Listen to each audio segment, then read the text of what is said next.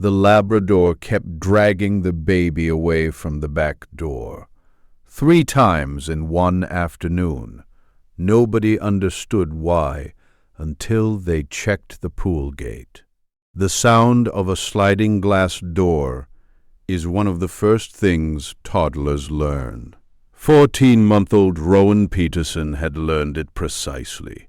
He understood that the sound meant outside, and outside was where the good things were. The grass, the plastic watering can, the particular patch of mulch near the fence that was absolutely worth investigating with your hands, and occasionally your mouth. The back door was a portal, and Rowan applied himself to understanding it with the focused engineering curiosity of a child who has recently discovered that the world contains mechanisms.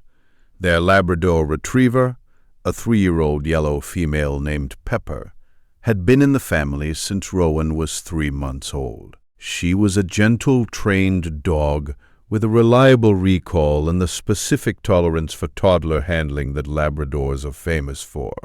Ear-pulling, accidental tail-sitting, the enthusiastic clutching of a baby who has not yet calibrated the difference between a grab and a grip.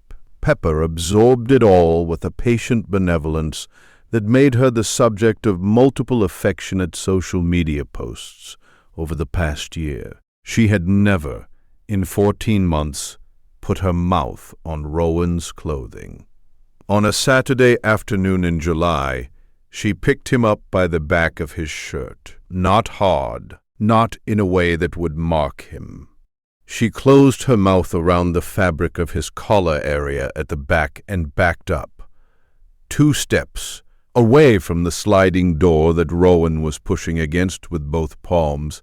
He shrieked, not in pain, in indignation. The specific outrage of a baby who had been very clear about where he wanted to go, and found himself moving in the opposite direction. His mother, Bridget, saw it from the kitchen. She said Pepper's name. Pepper released the shirt. Rowan went immediately back to the door.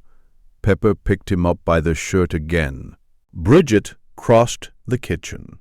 She got Rowan. She looked at Pepper. Pepper was looking at the door. Bridget's husband, Connor, came in from the hallway. He said, "Did the dog just—" "Yes," Bridget said. They looked at each other. Pepper was looking at the door.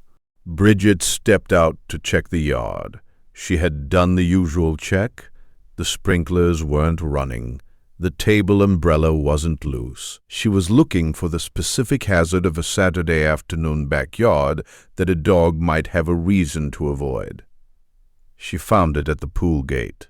The latch had not closed. She did not know when it had not closed. The gate opened inward, which meant from the outside it could appear closed, while the mechanism had not seated. She had used the pool that morning. She had not checked the gate on her way back in because she had been carrying a towel and a pool noodle, and Rowan's swim diaper, and her phone. The gate was open. The pool was 12 feet from the back door. Rowan had been pushing against the back door with both palms. If you stay for stories about what animals sense before we do, about the guardians who hold the line when we don't know the line is open, subscribe now. Because the 3rd time, which Bridget had not seen, is the time Pepper sat down against the door instead of letting Rowan reach the handle. When Bridget replayed the afternoon, what Pepper had done 3 times in 45 minutes was this. She had inserted herself between Rowan and a back door that opened to an unfenced path to an unlatched pool gate. She hadn't barked. She hadn't alarmed.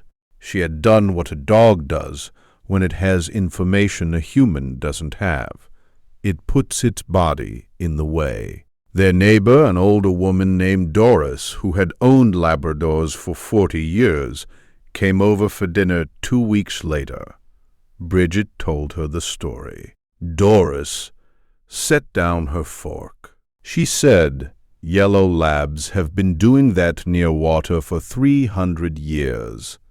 That's what they were bred for, not retrieving, guarding fishermen's nets, staying near the water and keeping the boats connected. What she did wasn't training.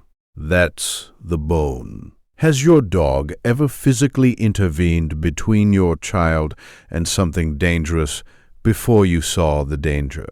Tell us in the comments. These stories deserve to be heard. The pool gate now has a spring-loaded self-closing mechanism and a second latch at a height Rowan cannot reach. It has been tested by both Connor and the pool service and closes correctly every time. Pepper still follows Rowan to the back door when he approaches it. She does not intervene anymore. The door opens now to a yard where the gate reliably closes, and she knows what she's checking with her nose when she walks out first.